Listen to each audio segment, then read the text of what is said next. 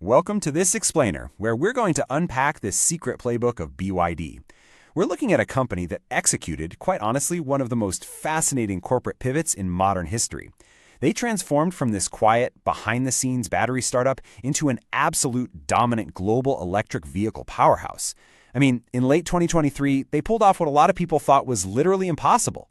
They officially overtook Tesla in global EV sales. It's a classic David versus Goliath story, except, well, David brought a remarkably sophisticated lithium-ion slingshot to the fight.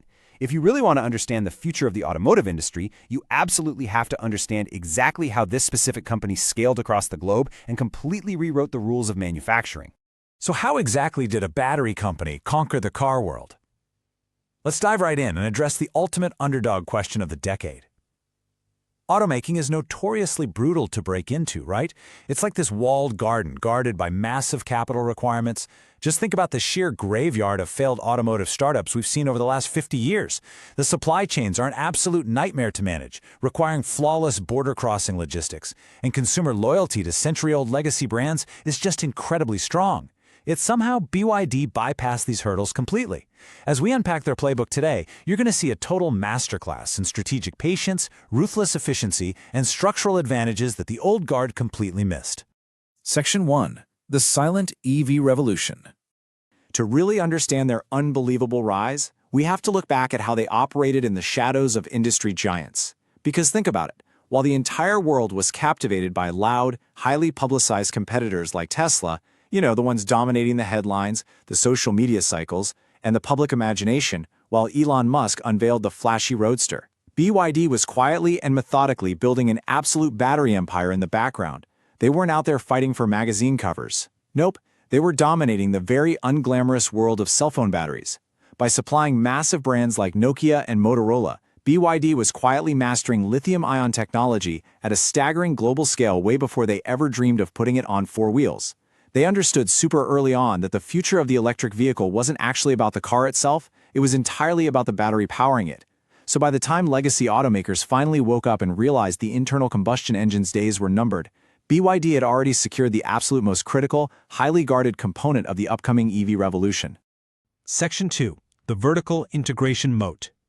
The foundational strategy that gave them this frankly untouchable competitive advantage lies in how they actually build their products. Now, the term vertical integration gets thrown around a whole lot in business, but BYD took it to a level we honestly haven't seen since the early pioneering days of Henry Ford's River Rouge plant. Instead of relying on a fragile, sprawling external supply chain spread across dozens of countries and hundreds of external suppliers, BYD manufactures almost everything they need entirely in-house. We are literally talking about everything from the highly complex microchips to the physical car seats, and of course, the batteries. But the rabbit hole goes even deeper than that. BYD actually owns stakes in lithium mines to secure raw materials right at the source, and they're even commissioning and building their very own fleet of massive car carrier ships to transport their vehicles across the ocean. Think about that for a second. When global supply chain crises hit the automotive sector and competing assembly lines just ground to a total halt because they couldn't source a specific part, BYD just kept humming along. They completely insulated themselves from external shocks, which gave them total uncompromising control over their production timelines and, crucially, over their bottom line. And this brings us to their crowning achievement in hardware, their proprietary Blade battery. This is where all that control pays off immensely. And look, this isn't just some iterative year-over-year minor update. It's a massive technological leap forward that serves as the beating heart of their entire vehicle lineup. By utilizing lithium iron phosphate, or LFP chemistry, they engineered a power source that inherently solved the two absolute biggest anxieties consumers and manufacturers had about electric vehicles: range and safety. To prove this, BYD actually subjected the Blade battery to the industry-famous nail penetration test. They literally drove a metal nail straight through the battery cell. Now, normally, traditional EV batteries would spark, smoke, and burst into intense flames, experiencing what's called thermal runaway. But the Blade battery? It remained completely stable. No fire, no explosion. It directly solved the EV industry's biggest PR nightmare, proving once and for all that their proprietary tech was remarkably safe. So let's compare that to the rest of the market. Standard EV industry practice involves outsourcing battery production to third-party tech giants like KTL or Panasonic, right? And that means buying at a premium, paying a massive middleman tax, and dealing with third-party margins that just eat right away at your potential profit. BYD's Blade battery, on the other hand, is kept entirely within their own corporate walls. By completely avoiding that middleman tax, BYD secures industry-leading profit margins. And listen, this isn't just an accounting victory, it's a wildly powerful weapon. This structural setup allows them to engage in incredibly aggressive price wars, pricing their vehicles in a way that standard EV competitors simply cannot match without heavily bleeding cash. They can easily underwrite cheaper, higher-quality cars simply because they are their own biggest supplier. It's brilliant. Section 3. The Public First Strategy.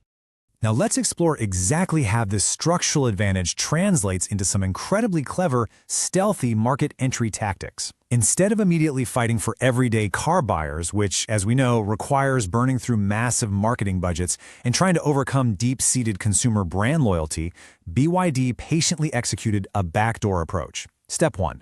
They entered global markets through commercial vehicles, specifically public transit buses and taxis. To really see the genius of this, just consider their home city of Shenzhen, where BYD successfully electrified a massive fleet of over 16,000 public buses. Then comes step 2. By securing these immense municipal contracts, they effectively force local governments to fund their research and development and build out citywide charging infrastructure for them. Simultaneously, this proved to millions of daily commuters that their technology was robust and reliable enough to run all day, every day in harsh urban conditions. So once that infrastructure was in place and the brand was subliminally associated with quiet, reliable public transit, boom. Step 3. Only then did they start selling directly to consumers. They brilliantly let cities pay for their beta testing and massive infrastructure rollout. Section 4. Aggressive global scaling. Once that unshakable foundation of public trust and infrastructure was established, they didn't just settle for loading their cars onto ships and exporting them. You see, a lot of companies succeed domestically and just stop there. But BYD took a much more aggressive, deeply rooted approach. They initiated a global localized factory rollout, establishing massive manufacturing footprints in key regions spanning from Thailand to Brazil and even expanding into European markets like Hungary. And you have to understand, this isn't just about saving on shipping and logistics costs. It is a highly calculated geopolitical maneuver. By building local factories, they successfully sidestepped the heavy import tariffs currently being levied by the EU and US against Chinese-made EVs.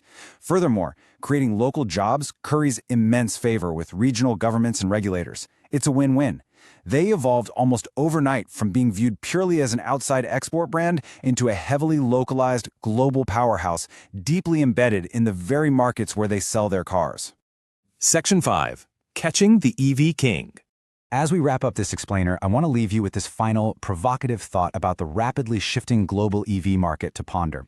We've seen how BYD used a silent background buildup, leveraged an impenetrable vertical integration moat to ruthlessly control their costs, utilized a brilliant public-first infrastructure strategy, and scaled aggressively with local factories.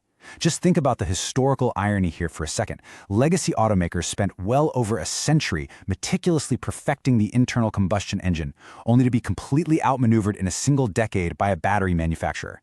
BYD realized earlier than anyone else that the vehicle itself was no longer the most important part of the car. The battery was. The board is set and their dominance is clear. So the question now isn't really whether BYD can compete globally. The real question is, in a market where BYD controls absolutely everything from the raw lithium in the ground to the microchips on the dashboard, can legacy auto ever close this structural gap? Or are they already too far behind to catch the true king of vertical integration? Thank you so much for exploring this fascinating playbook with me today, and definitely keep your eyes on how this incredible global corporate thriller continues to unfold.